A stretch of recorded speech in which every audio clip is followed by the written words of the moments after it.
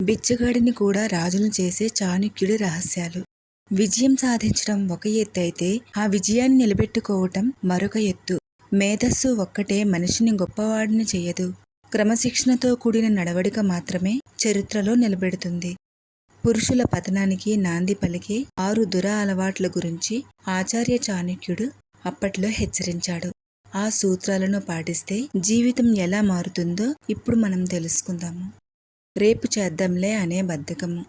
చాణక్యుడి ప్రకారము బద్ధకము అనే మాటని మనిషిని బ్రతికుండగానే చంపేసే విషము. రేపు చేద్దాము అనే అలవాటు ఉన్న వ్యక్తికి వర్తమానంలో గౌరవము ఉండదు, భవిష్యత్తులో అభివృద్ధి ఉండదు.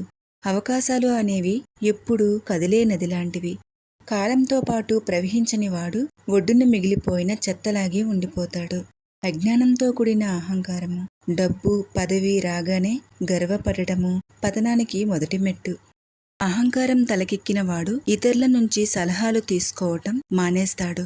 ఎప్పుడైతే ఒక వ్యక్తి నాకు అంతా తెలుసు అని అనుకుంటాడో అక్కడతో అతని ఎదుగుదల ఆగిపోతుంది.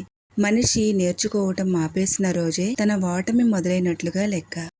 కఠినమైన వాక్కు. చాణక్యుల వారు మాటను ఒక ఆయుధంతో పోల్చారు.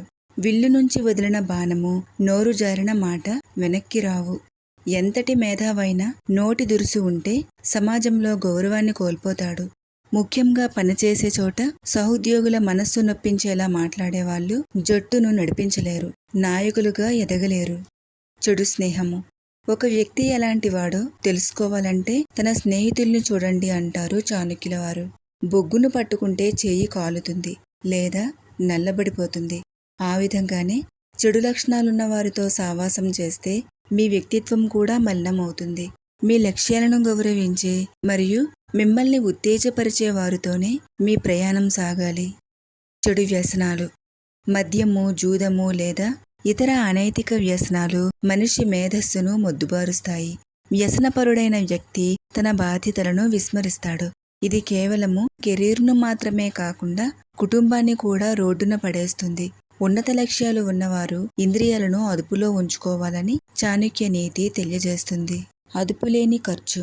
ఆదాయం కంటే ఖర్చు ఎక్కువగా ఉండటం అనేది ఆర్థిక ఆత్మహత్యతో సమానము. కేవలం ఇతరులకు చూపించుకోవటానికి ఆడంబరాలకు పోయే వ్యక్తి కష్టకాలంలో ఎవరి సాయము పొందలేక కుప్పకూలిపోతాడు. సంపదను కాపాడుకోలేని వాడు లక్ష్మీదేవి అనుగ్రహాన్ని కోల్పోతాడు. పొదుపు లేని ధనము చిల్లుపడ్డ కుండలాంటిది అని చాణక్యుల వారు తెలియజేస్తున్నారు.